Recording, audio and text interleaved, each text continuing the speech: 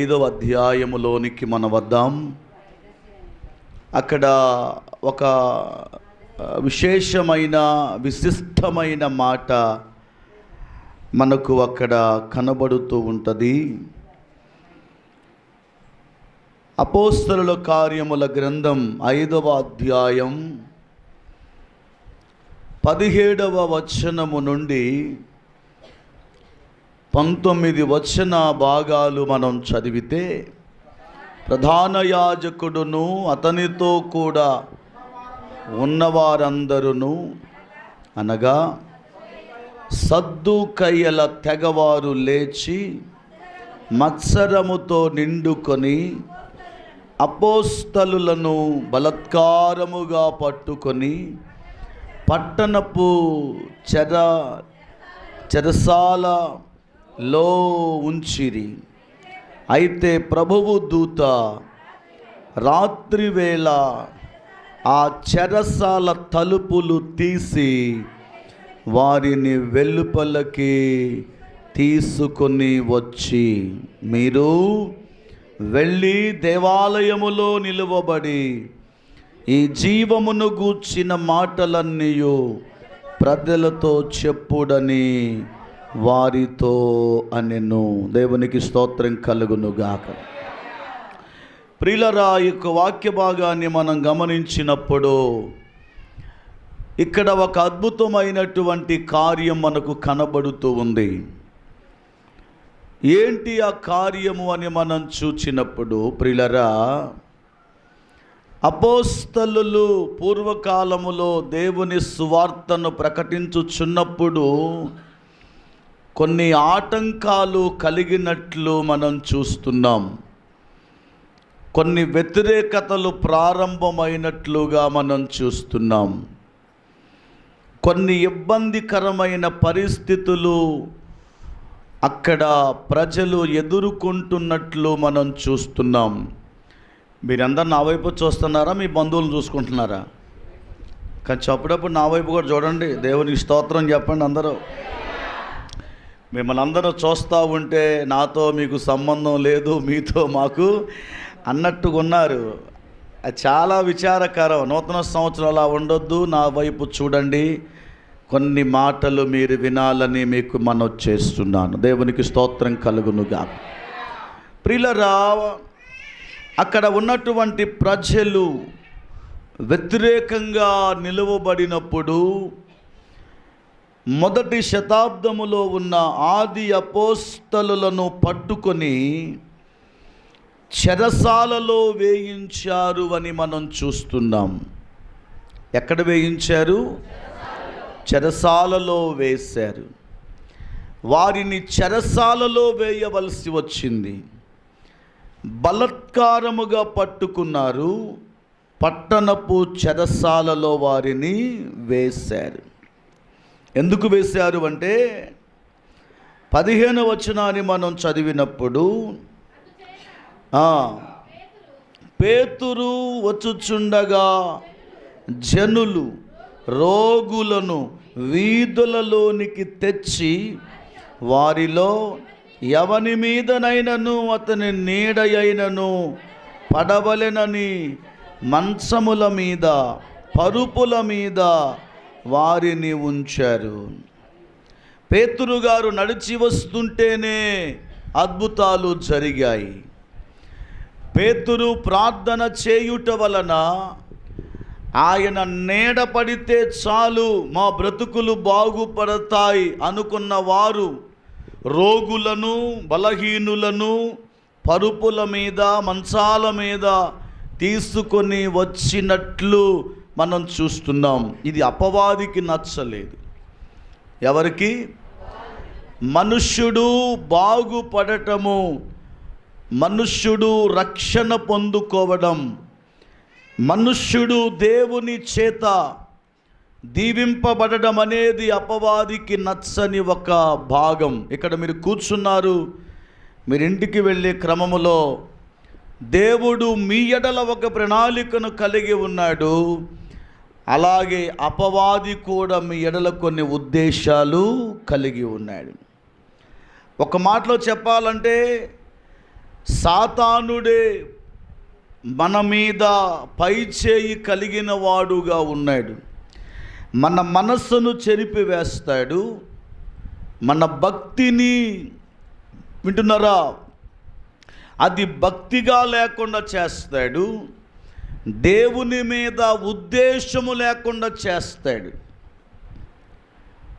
ఒక అమ్మాయి ఈ మధ్య విజిటింగ్కి వెళ్ళినప్పుడు అంటుంది, అదేంటో పాస్టర్ గారు ప్రార్థన చేసుకుందామని మోకరిస్తే నిద్ర వస్తుంది అయ్యగారు అంటుంది. అవునమ్మా, అంత దేవుడు ఎంత కృపించాడురా నీకు, ఎంత కృపించాడురా నీకు. ప్రార్థనకు రావడానికి కూడా వీలు పడట్లేదు పాస్టర్ గారు అంది. క్రిస్మస్కు రాలేదు, ఈరోజు కూడా రాలేదు. ఎందుకంటే అపవాది ఎత్తులు మనము గ్రహించాలి. అపవాది ఆలోచన విధానాలు మనం తెలుసుకోవాలి. అపవాదికి మనం ఎక్కడా చోటివ్వవద్దు.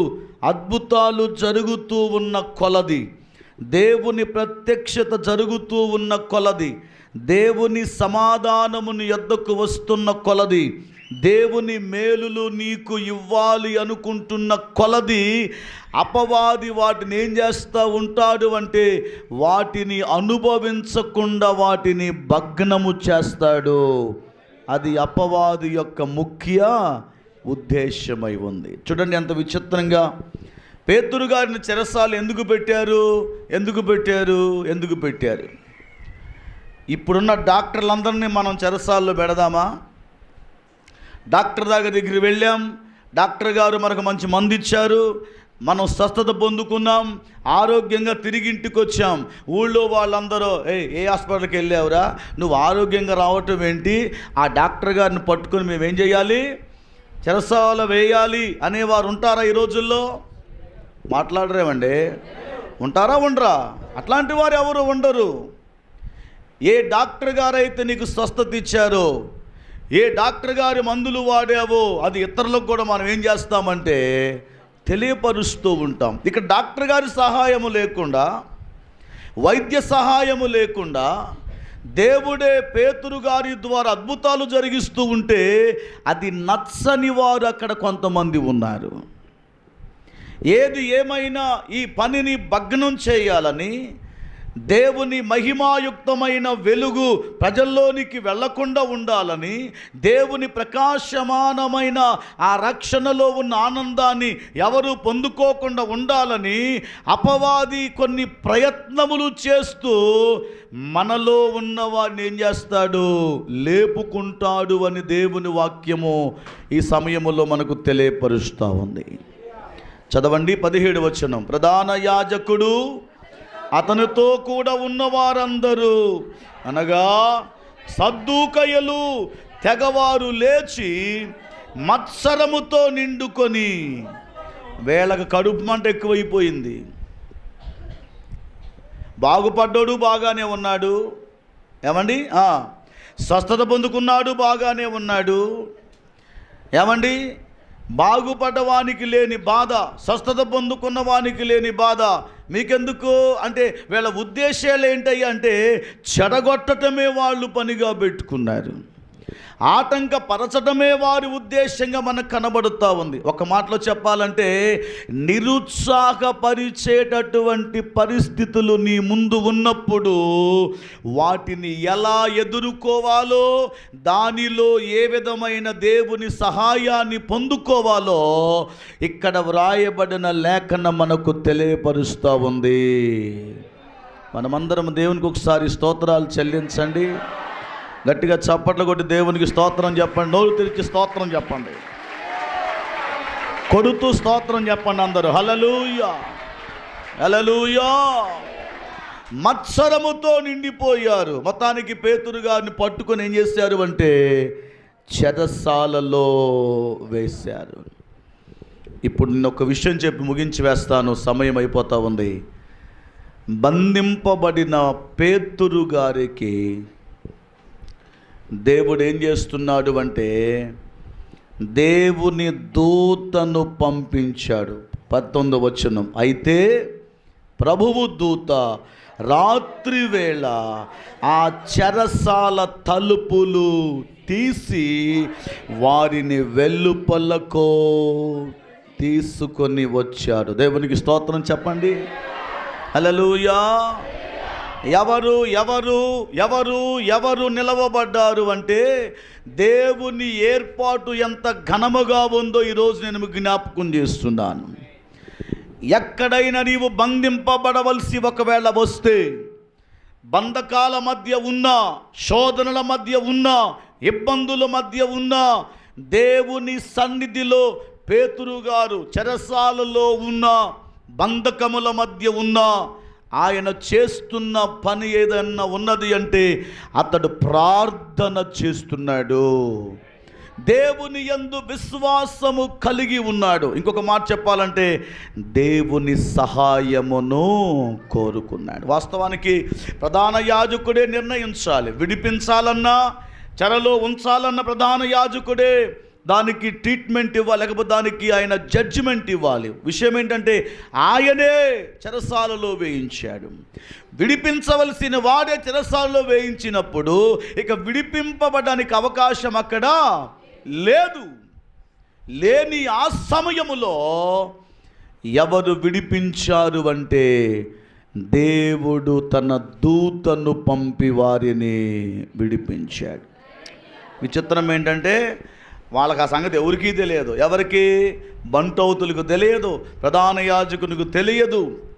అక్కడ పెద్ద పెద్ద గొప్పవారు ఉన్నారు, వారికి ఎవరికి తెలియదు. అందరూ అనుకుంటున్నారు, సద్దూకయ్యులు అనుకుంటున్నారు, నాయకులు అనుకుంటున్నారు, చెరసాల అధికారి అనుకుంటూ ఉన్నాడు, పేతురు గారు లోపలే ఉన్నాడు అని అనుకుంటున్నారు. కానీ దేవుని మహాకృప ఏంటంటే ఎవరి సహాయము లేకుండానే దేవుడు పేతురును బయటకు నడిపించాడు. దేవునికి స్తోత్రం చెప్పాలి. హల్లెలూయా. విడిపించుటకు, నడిపించుటకు, స్థిరపరుచుటకు ఆయన సమర్థుడుగా ఉన్నాడు. ఈ నూతన సంవత్సరంలో మీకు ఒక శ్రేష్టమైన వాక్య భాగం వాగ్దానముగా ఇవ్వాలని నేను కోరుకుంటున్నాను. చెప్పమంటారా? ఎన్ని బంధకాలు, అవరోధాలు వచ్చినా ఆయన సహాయము లేకపోతే మనము విడిపింపబడము అని దేవుని వాక్యం సెలవిస్తాం. చాలా లోతైన విషయాలు అక్కడ ఉన్నాయి. నేను అవుట్లైన్గా చెప్పుకుంటూ ముందుకు వెళుతూ ఉన్నాను. రాబోయే కాలములో మీరందరూ కూడా విడిపింపబడేవారుగా, రక్షింపబడేవారుగా, ప్రతి విధమైన కీడు నుండి, ప్రతి విధమైన శోధన నుండి, ప్రతి విధమైన బంధకాల నుండి నూతన సంవత్సరములో విడిపింపబడితే నీవు స్వతంత్రుడవై ఉన్నావు. దేవునికి స్తోత్రం కలుగునుగా. ఇక నీ మీద ఎవరు ఆధిపత్యం చేయవలసిన పని లేదు. నీవు ఎందుకంటే విడిపింపబడ్డావు. నీవు విడిపింపబడే స్వతంత్రుడు కాబట్టి నీవు ఏమాత్రము కూడా అధైర్యపడకుండా దేవుని సన్నిధిలో, ఒకవేళ నా వైపు చూడండి, ఒకవేళ ఎవరైనా మరలా పేతురు గారిని బంధించాలని ఒకవేళ వచ్చినా, అర్థమవుతుందా? మాట్లాడండి. పేతురు గారిని ఎవరైనా బంధించాల్సి వచ్చినా పేతురు గారికి తెలిసింది, ఎదుటివాడు తెలుసుకోవాల్సింది ఏంటంటే ఇక ఆయన బంధించిన ఉపయోగము ఎందుకు? దేవుడు తన దూతను ఆయనకు పంపిస్తాడు. ఇక దేవుడు అతనికి తోడై ఉన్నాడు అని అపవాదికి తెలిసిన తరువాత ఇక పేతురుని అక్కడి నుంచి ఎక్కడా కూడా అతడు సద్దూకయ్యులు ఆపినట్లు మనకు ఎక్కడ కనబడదు. ఆ చరిత్రలో ముందుకెళ్తూ ఉన్నాను. మనము కూడా దైవ సన్నిధిలో ప్రార్థన చేద్దాం, ఎక్కువగా ప్రార్థనలు గడుపుదాం, ఎక్కువగా దేవునికి దగ్గరగా ఉందాం, దేవుని సహాయాన్ని మనం కోరుకుందాం.